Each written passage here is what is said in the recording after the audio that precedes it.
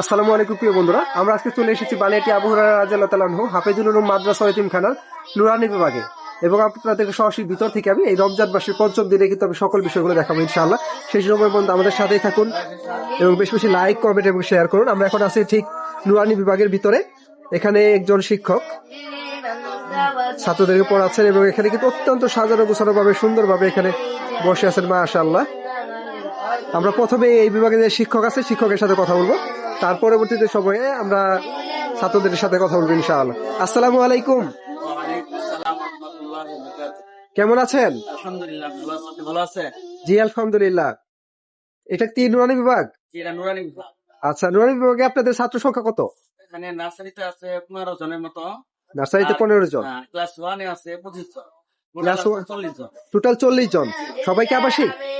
Nursery তারা অনাবাসিক, আর class 1 যারা মানে 1 এর যে 25 জনের আবাসিক।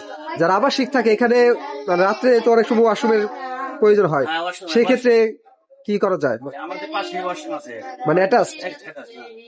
জি, আমরা একটু অ্যাটাচড ওয়াশরুমটা দেখি। এটাই তো অসুখ, ছোট ছোট বাচ্চাদের এই রাত্রে বিশেষ করে অনেক সময় ওয়াশরুমে যাওয়ার প্রয়োজন হয়, আর সেই জন্য কিন্তু এখানে অ্যাটাচড ওয়াশরুম আছে। এবং প্রত্যেকটা রুমে কি এই যে আমরা দেখতে পাচ্ছি একটা থাকার জন্য জায়গা আছে। এখানে কি উস্তাদ থাকে? উস্তাদ থাকে। প্রিয় বন্ধুরা, আমরা কিন্তু দেখতে পাচ্ছি যে প্রতিটি রুমে একজন করে শিক্ষক থাকে এবং এছাড়াও প্রতিটি রুমের সাথে কিন্তু অ্যাটাচড ওয়াশরুম রয়েছে, যাতে কোনো ছাত্র রাত্রে বা যে কোনো সময় যাতে ওয়াশরুমে যাওয়ার প্রয়োজন পড়ে একাই যাতে যেতে পারে। অনেক সুন্দর পরিপাটি একটি মাদ্রাসা মাশাআল্লাহ, আলহামদুলিল্লাহ, আল্লাহু আকবার। বালিয়াটি আবু হুরায়রা হাফেজুল উলুম মাদ্রাসা ও ইতিমখানার নুরানি বিভাগে টোটাল ছাত্র সংখ্যা আছে 25 জন এবং নার্সারিতে আছে 15 জন। মোট ছাত্র সংখ্যা 40 জন। এর মধ্যে 25 জন আবাসিক, বাকি 15 জন যারা পিলে বা নার্সারি আমি যেটা বলি শিশু শ্রেণী, সেখানে তারা কিন্তু স্থানীয়, তারা অনাবাসিক থাকে। এবং এখানে আমরা দেখতে পাচ্ছি একজন শিক্ষক কিন্তু অত্যন্ত সুন্দরভাবে যত্নের সাথে পড়াচ্ছেন এবং এই ভিতরেই কিন্তু শিক্ষকের থাকার ব্যবস্থা আছে। তিনি কিন্তু এখানে ছাত্রদের সাথে থাকেন এবং ছাত্রদের সকল প্রয়োজনগুলো তিনি পূরণ করার চেষ্টা করেন।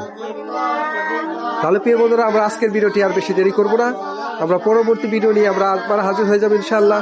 আমরা হিফজ বিভাগ দেখাবো এবং রমজান মাসের আরো অনেকগুলো ভিডিও দেখাবো ইনশাআল্লাহ।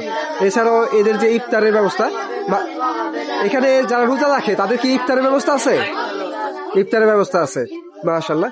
প্রিয় বন্ধুরা, এখানে কিন্তু মাদ্রাসা, প্রতিটি মাদ্রাসায় কিন্তু আসলে রমজান মাসে যারা আবাসিক থাকে তাদের জন্য ইফতারের ব্যবস্থা থাকে। আর ইফতারে কিন্তু আমাদের সাধারণ মানুষগুলো দিয়ে থাকে সাধারণত, যে ঠিক আছে না, সাধারণ মানুষগুলো দিয়ে থাকে। সেক্ষেত্রে আপনারা যদি কেউ চান যে আপনারা মাদ্রাসার এই ছাত্র এবং যারা আবাসিক থাকে ছাত্র এবং শিক্ষকদেরকে ইফতার করাবেন, সেক্ষেত্রে কিন্তু আমাদের এই মাদ্রাসাতে আপনাদের অনুদানের একটা অংশ দিতে পারেন অথবা একদিনের ইফতারও দিতে পারেন।